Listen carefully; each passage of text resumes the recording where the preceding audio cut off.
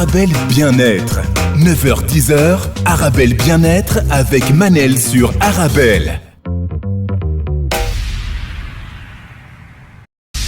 On se retrouve pour notre rendez-vous quotidien 100% bien-être 9-10h sur Arabelle. Aujourd'hui, je reçois Madame Claudia Jiménez, consultante, coach, formatrice, spécialiste du bien-être au travail. Sujet du jour, râler en entreprise, c'est la suite. Donc aujourd'hui, coach Claudia Jiménez va nous expliquer comment râler efficacement et surtout comment arrêter de râler inutilement. Je vous rappelle que vous pouvez toujours participer à l'émission en envoyant vos questions, vos réactions par SMS au 0488 106 800. Je répète, 0488 106 800. Bonjour Claudia. Bonjour Manel. Ça va ? Très très bien. Comment vous allez ? Super bien. Bonjour à tous. Ça a été sur la route.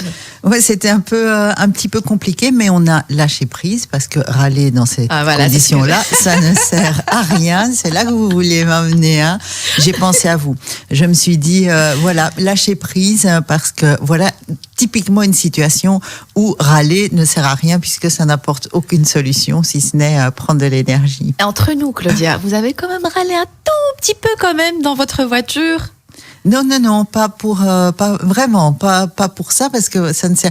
Il y a quelques années, j'aurais râlé, mais non, là, c'était la faute de personne, il n'y avait pas d'erreur, donc non, j'ai pas râlé, j'ai écouté la radio et j'ai dansé un petit peu. Alors, c'est très bien, mais est-ce que je comprends que si c'est la faute de quelqu'un, je peux râler ?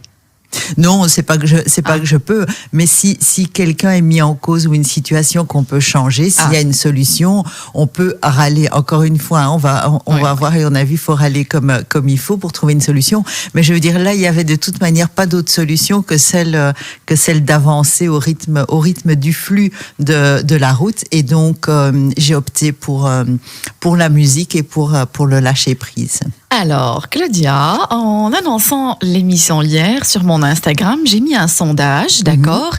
Est-ce que vous râlez ou pas, d'accord ? Le résultat que j'ai, 69% de mes abonnés sur Instagram ont dit oui et 31% de mes abonnés ont dit non, jusqu'à présent. Hein. Donc, j'ai été voir toutes ces personnes qui ont voté non. J'en connais certaines. Et donc, j'ai reconnu dans celles et ceux qui ont dit non, des personnes qui râlent tout le temps. Ah oui. Et la question est... C'est l'occasion pour nous de râler vers ces personnes. On se rend pas compte, Claudia, quand on râle beaucoup. Non, on se rend pas compte tout le monde ne se rend pas compte quand on râle beaucoup parce que, d'abord parce qu'on peut partir du principe qu'on a raison, qu'on a toujours raison et donc on ne s'en rend pas compte.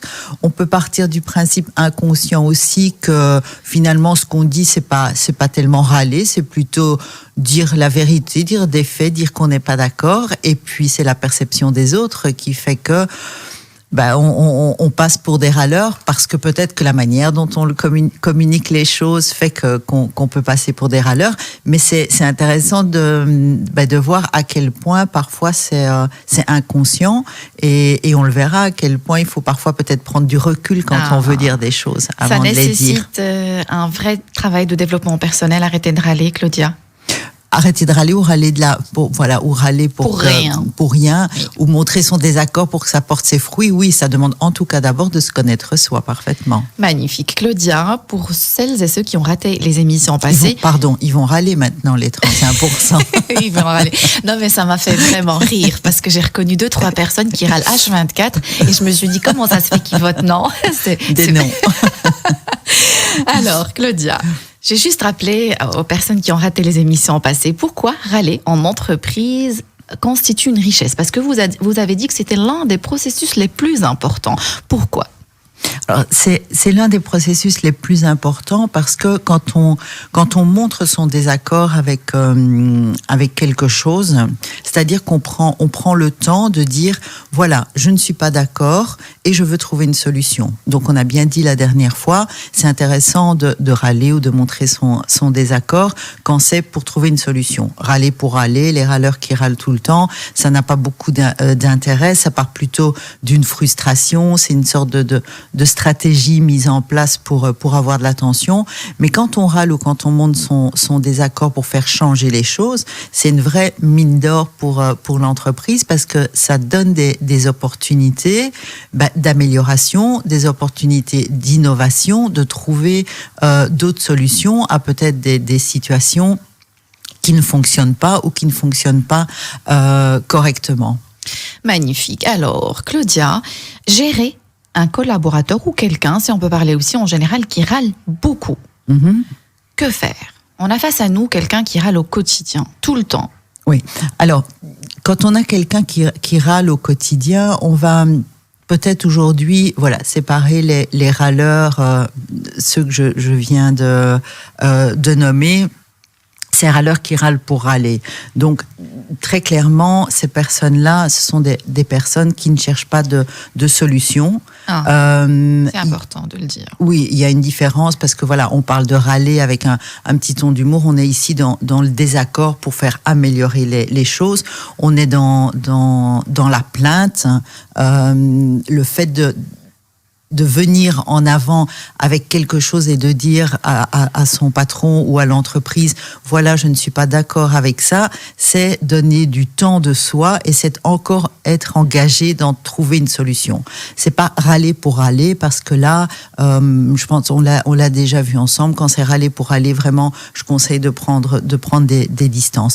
Mais un collaborateur qui n'est pas content ou qui est en désaccord, L'idéal, c'est évidemment d'anticiper, de pouvoir anticiper ça. Donc, comme manager, l'idéal, c'est d'être outillé pour pouvoir anticiper cette situation. Maintenant, quand on a quelqu'un qui râle tout le temps, il faut prendre le temps de l'écouter, prendre le temps de le prendre seul, de discuter avec lui. On peut voir les techniques après, mais c'est un signe toujours de quelque chose qui ne va pas. D'accord. Qui ne va pas en entreprise, qui ne va pas chez la personne qui se plaint tout le temps, qui ne va pas chez le manager, ainsi. Alors ça, c'est la première chose à faire. Quand on se plaint, il y a beaucoup d'émotionnel. Donc pour le manager, la première chose à faire, c'est retirer l'émotionnel et découvrir quel est le problème de fond. Et effectivement, ça peut être dû au travail, ça peut être une situation personnelle à la maison qui fait qu'on est dans un état d'esprit ou on est dans un état émotionnel qui fait qu'on a accumulé et qu'une toute petite chose nous met dans cet état-là et donc n'est peut-être pas aussi importante pour l'entreprise. Donc la première étape, c'est celle-là, c'est d'aider le collaborateur à prendre du recul et de faire avec lui un travail de le questionner pour pouvoir justement retirer et aplanir ce terrain émotionnel et de découvrir ce qu'il y a derrière et le pourquoi. D'accord. Claudia, vous avez dit aussi anticiper. Mm-hmm. Comment anticiper ? Pour un manager, anticiper, moi j'ai envie de dire c'est son rôle, ce n'est pas que son rôle, mais éviter les plaintes à répétition, éviter ce qui peut devenir des conflits, des désaccords permanents. Pour un manager, c'est d'abord être à l'écoute vraiment des gens qui l'entourent. C'est-à-dire aujourd'hui, à peu près 80% du temps des managers en moyenne sont mis dans le suivi de la performance, le suivi de la qualité, le reporting, et entre 10 et 20% seulement dans l'humain. Ce qui est évidemment très peu.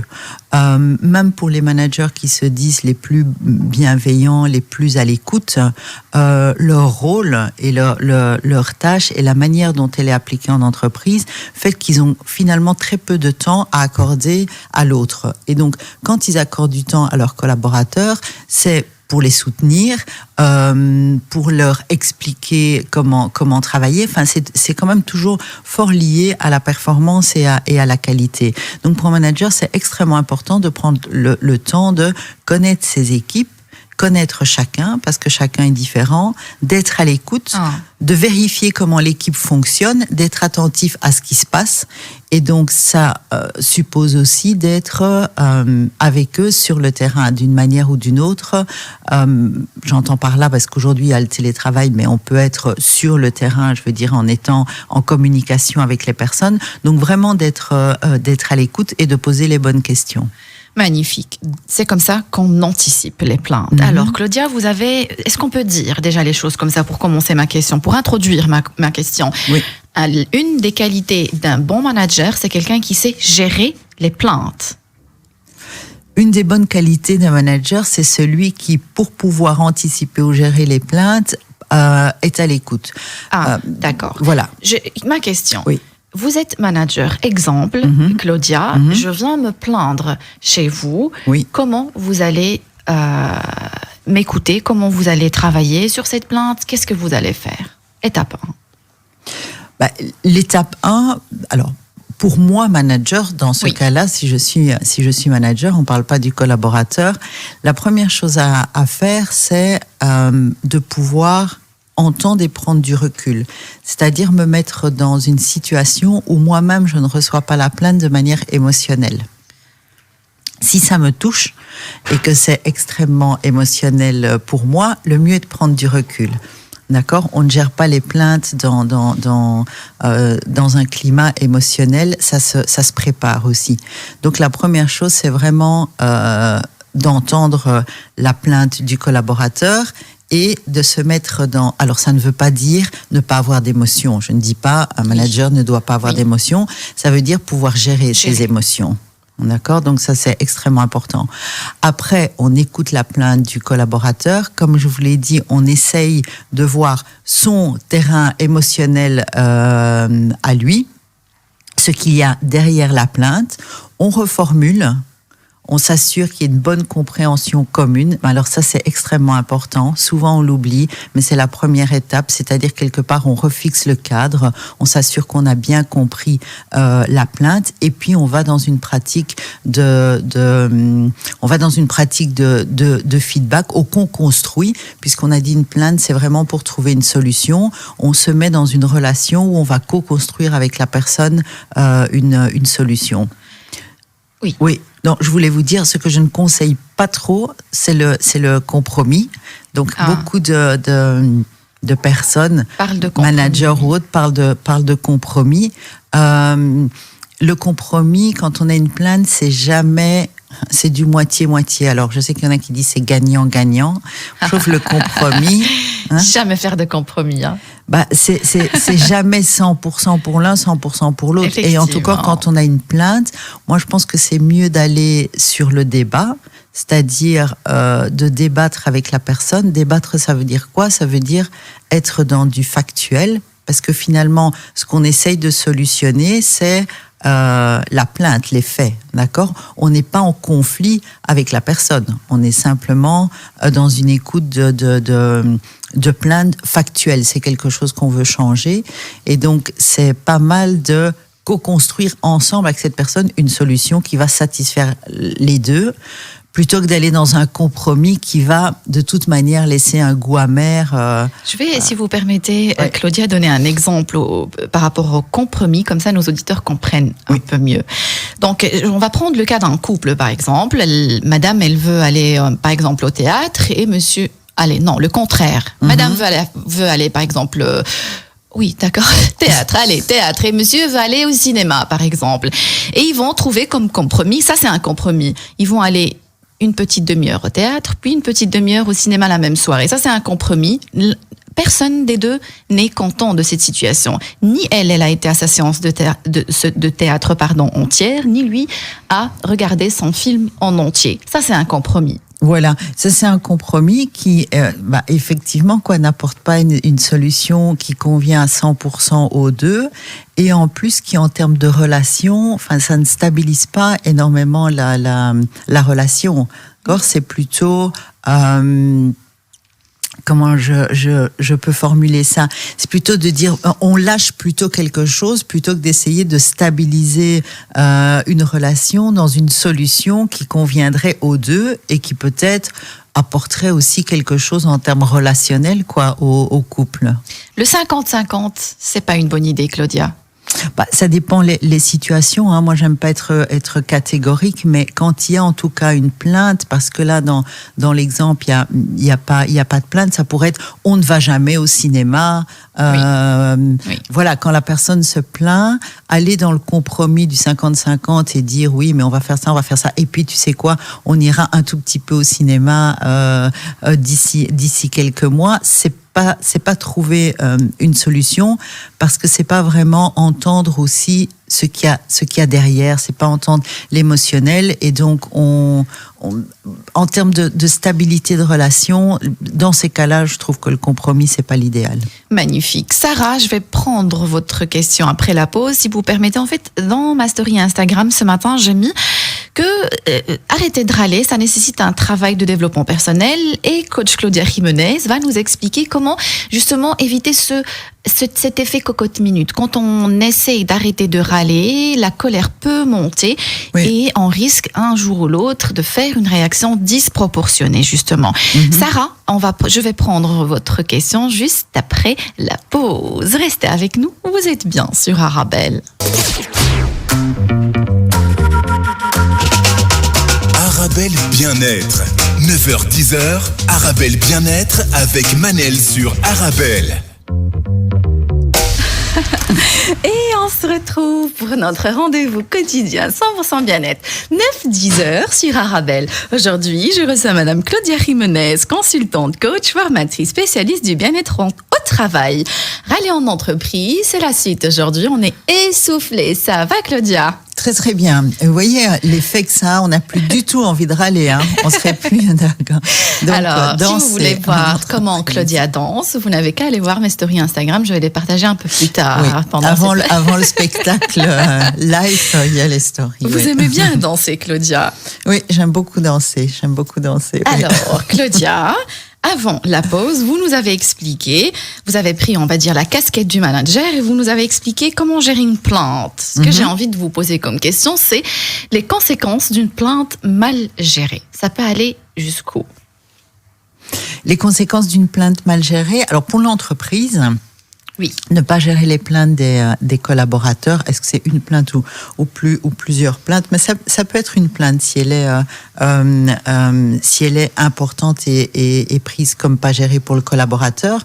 Donc pour l'entreprise, ne pas gérer ses plaintes, c'est prendre le risque que les collaborateurs démissionnent.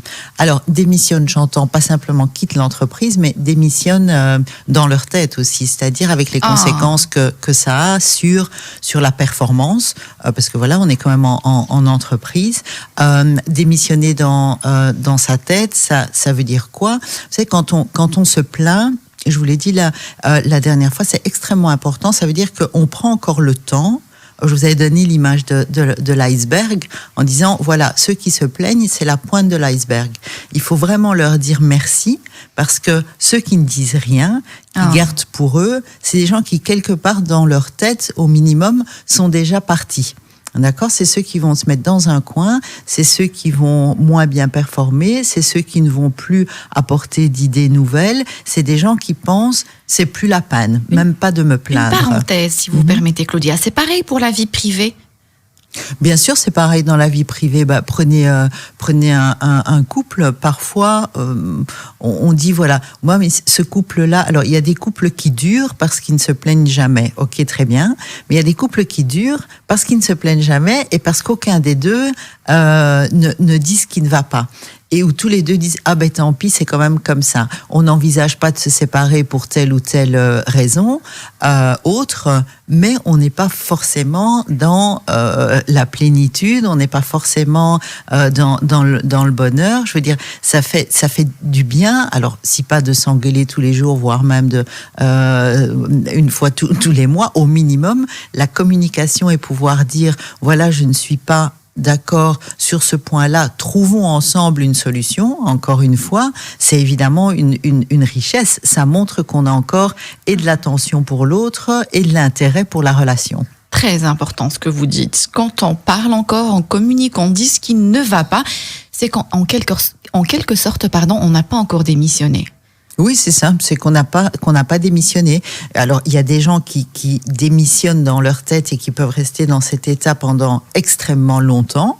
Et puis, il y en a où ça dure moins longtemps, où ça donne quand même une pression. Enfin, le stress est là, cortisol, les effets néfastes sur la santé. On commence à bouillir comme une cocotte parce qu'il y a des gens qui peuvent rester en retrait sans trop de conséquences, j'ai envie de dire, verbales ou visibles pour les autres. Parce que intérieurement pour soi, c'est de toute manière aussi physiquement négatif d'être dans cet état-là, puisque ça apporte du stress de pas pouvoir dire, enfin, j'imagine, vous serez d'accord avec moi, ne pas dire et garder pour soi, oui, c'est la fameuse boule ou à l'estomac, et ou le poids sur les épaules. Enfin, il y a assez d'expressions d'ailleurs très physiques pour montrer que ce type de stress a des conséquences physiques. Et puis, il y a à un moment le débordement, quoi, que ce soit du corps ou que ce soit la personne elle-même qui s'exprime de manière plus agressive ou plus violente. Mais tôt ou tard, garder pour soi, se mettre en retrait, c'est néfaste, et pour soi, et pour la relation, et pour l'autre. C'est clair. Donc, en quelque sorte, un employé démissionnaire, c'est un employé qui est moins productif aussi, Claudia. C'est certainement quelqu'un qui est moins productif. Parce que, vous savez, gérer les plaintes et les désaccords dans une entreprise, c'est aussi montrer sa confiance à l'autre.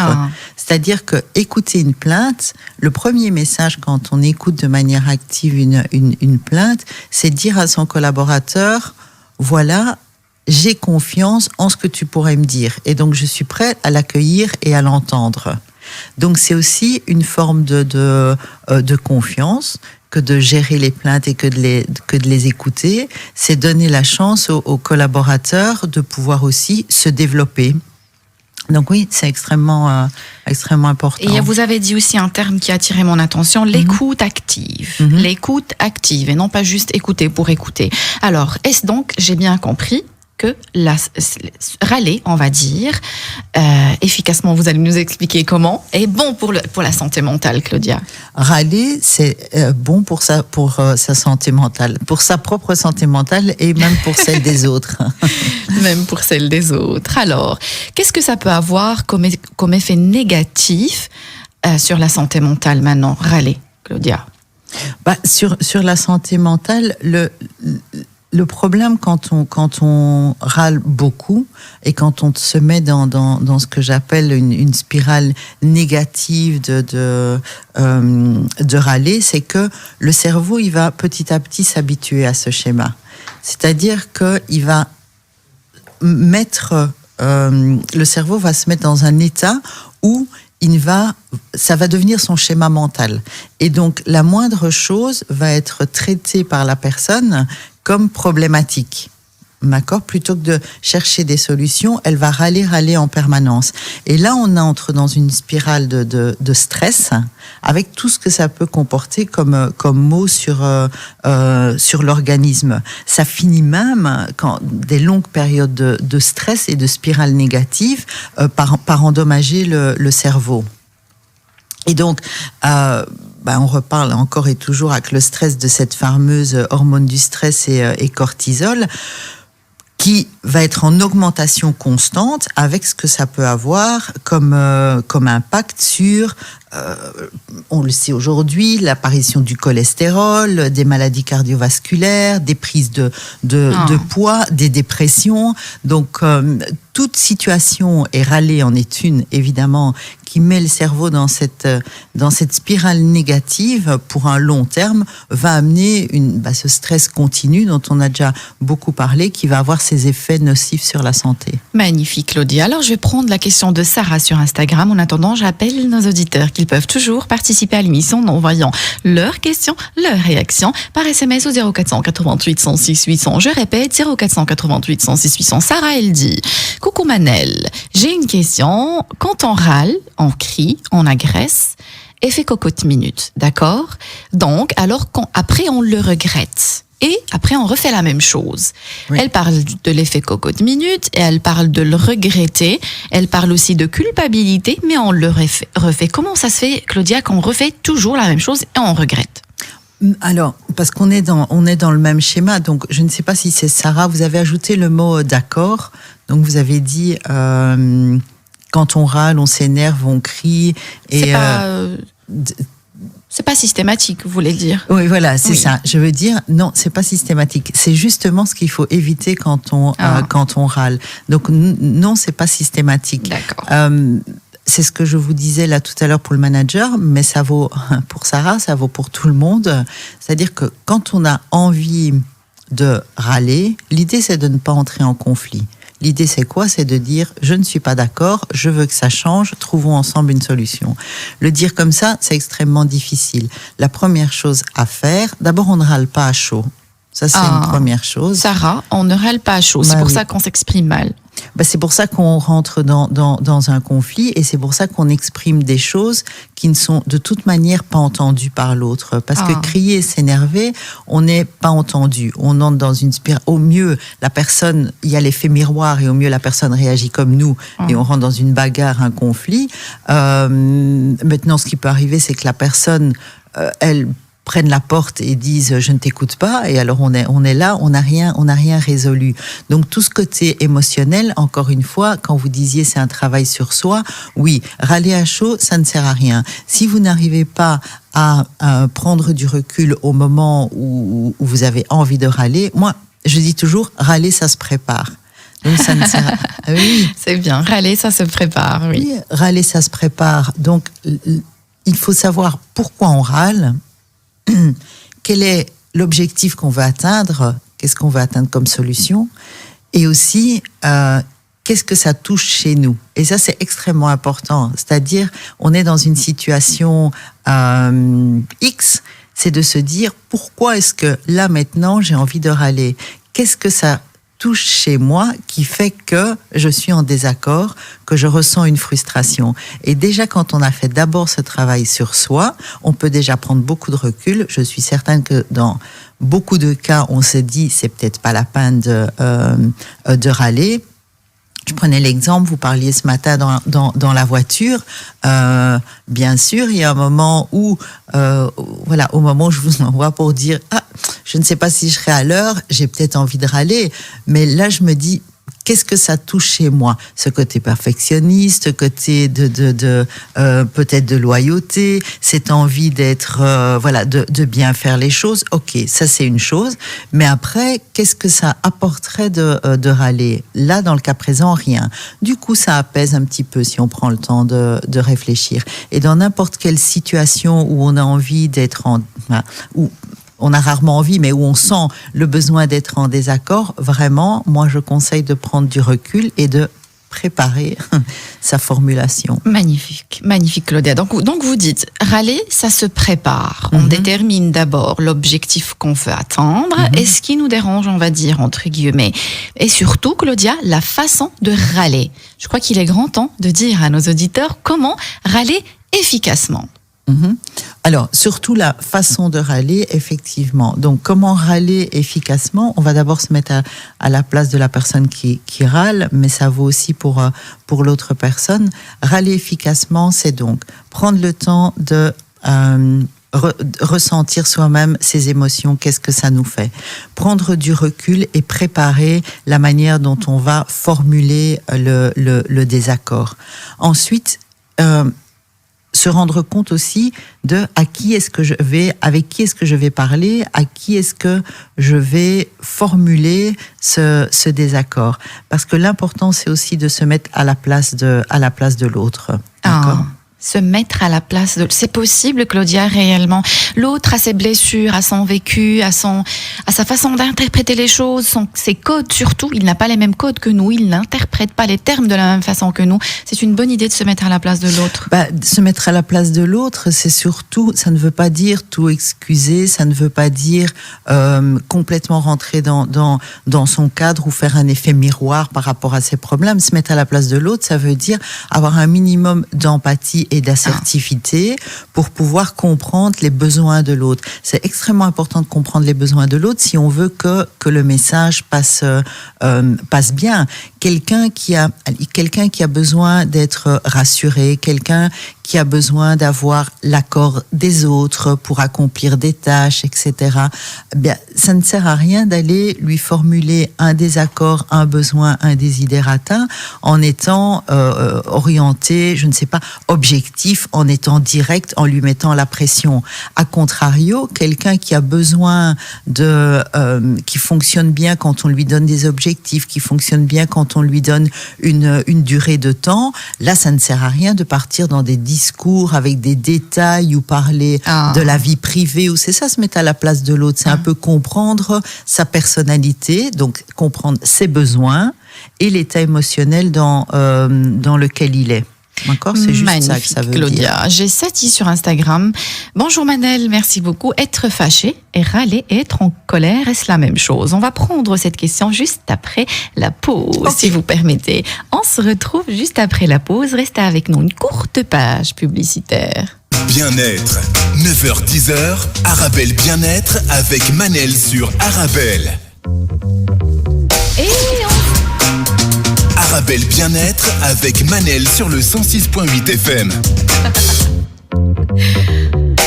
le jingle de l'émission 2 fois, ça arrive. On se retrouve pour notre rendez-vous quotidien 100% bien-être 9-10h sur Arabelle. Aujourd'hui, je reçois coach Claudia Jimenez, consultante, formatrice spécialiste du bien-être au travail. La suite de Râler en entreprise. Je vous rappelle que vous pouvez toujours participer à l'émission en envoyant vos questions, vos réactions par SMS au 0488 106 800. Je répète, 0488 106 800. Claudia, si vous permettez, Sati sur Instagram, elle se pose la question. Oui. Donc, la différence entre être fâché, râler et être en colère. Être fâché, être en colère sont des émotions à des degrés différents. Et râler, c'est exprimer cette émotion d'une certaine manière. Donc voilà, ce sont des choses qui sont liées sans être forcément identiques. En tout cas, deux sont des émotions et une action. La colère, c'est une émotion, on va dire, qui ne va jamais faire du bien au corps aussi, Claudia. La colère, c'est source de stress, donc c'est certainement pas mais c'est une émotion qu'on peut tourner en action positive. Hein.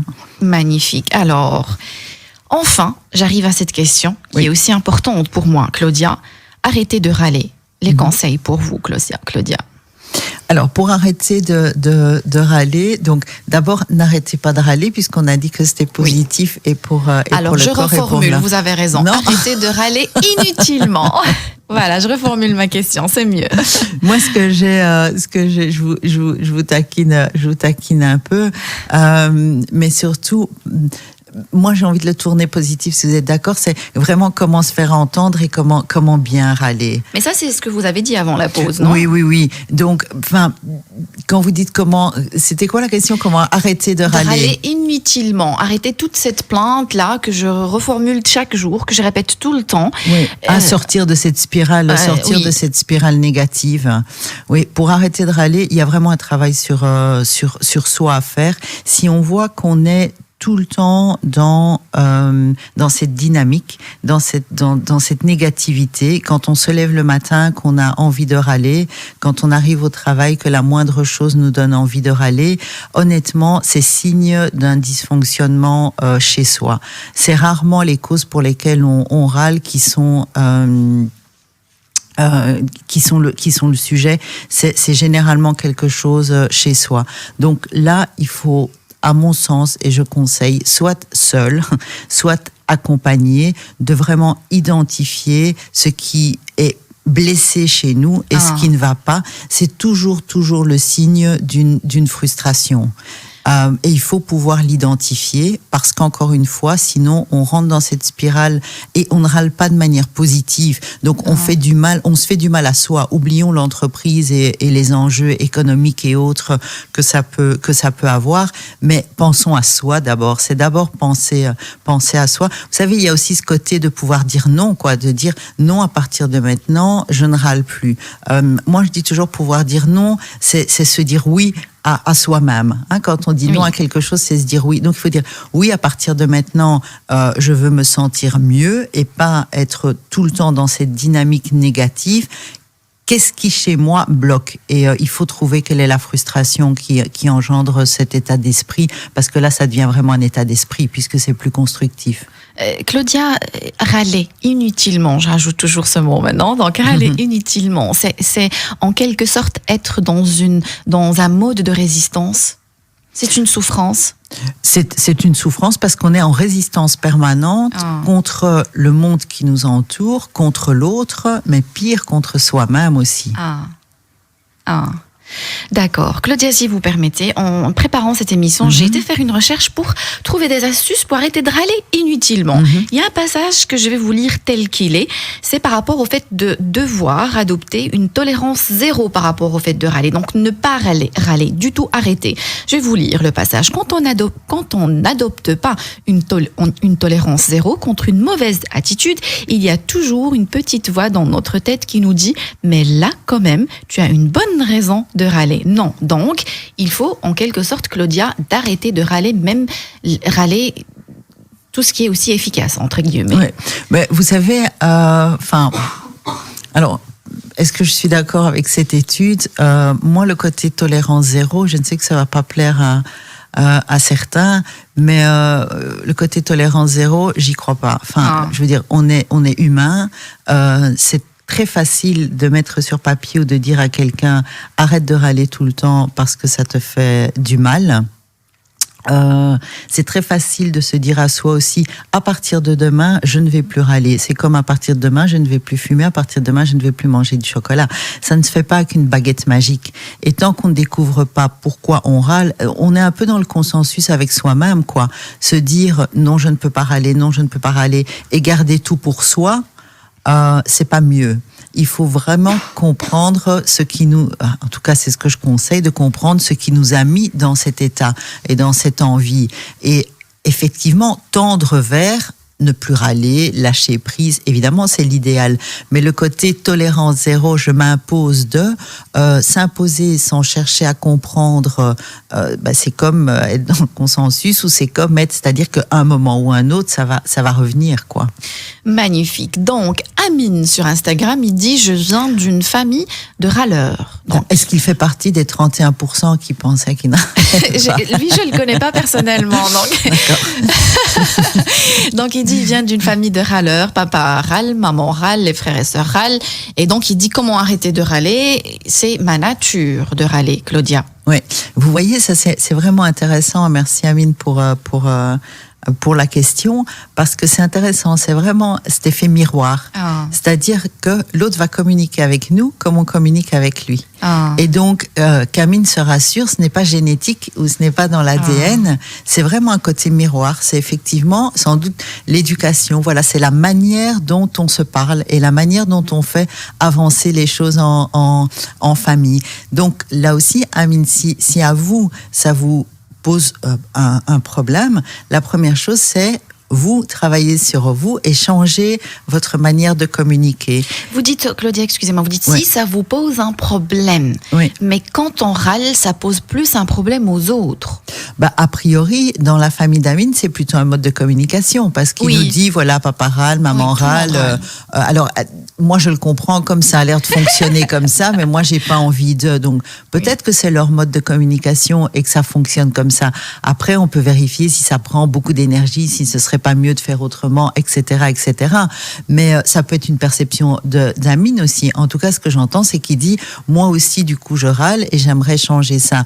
Donc, c'est vraiment travailler sur soi et je suis certaine, parce que ce qui se passe là, c'est probablement l'effet miroir, que si Amine change lui sa manière de communiquer avec l'autre, peut-être même que le reste de la famille adoptera un autre type de communication. Magnifique. Il peut leur en parler aussi, Claudia. Bien on sûr. fait un travail ensemble, un développement personnel de groupe, carrément. Effectivement, oui. Ils peuvent faire ça ensemble et le faire remarquer autrement qu'en disant ça m'ennuie, tu râles tout le temps, parce que sinon on le formule de la même façon qu'on voudrait pas que ce soit formulé. Mais oui, il y a moyen, mais ça va passer par lui, par la manière dont lui va communiquer les choses. Magnifique ce que vous dites, Claudia. J'ai encore quelques secondes, Claudia. Allons-y. Alors, pour cet effet cocotte minute, Claudia, vous conseillez plutôt d'écouter son corps, écouter sa colère quand elle commence à monter, avant que ça s'accumule et qu'on ait justement cette goutte qui fait déborder le vase, et ça engendre des conséquences irréparables. Oui, je conseille surtout de ne pas garder les choses pour soi. Ça, c'est une première chose. Donc, il faut pouvoir les exprimer. Si on ne se sent pas capable de les exprimer seul, on se fait aider par quelqu'un en fonction du niveau de frustration. On peut aussi l'écrire. On peut l'écrire. L'écriture. Oui, moi, à l'âge où les enfants, quand ma fille était plus jeune, je lui disais, voilà, quand tu es en colère, écris. Et puis, fais une petite boule de papier, jette-le à la poubelle, par exemple. Bon, c'est aussi une manière de pouvoir exprimer. Donc, en tout cas, verbaliser d'une manière ou d'une autre. Magnifique. Je sais que vous n'aimez pas ce genre de questions de oui ou non, Claudia, parce qu'il me reste 2 secondes. D'accord. Râler dans sa tête, c'est autorisé, Claudia? Oui. Oui, merci Claudia, merci. Très chers auditeurs, nous avoir écoutés. J'espère que vous avez eu votre dose de vitamines. N'oubliez pas que le bonheur vous rend plus belle et plus beau. Fréquentez les gens heureux, le bonheur est contagieux. Rendez-vous lundi 9h sur Arabelle.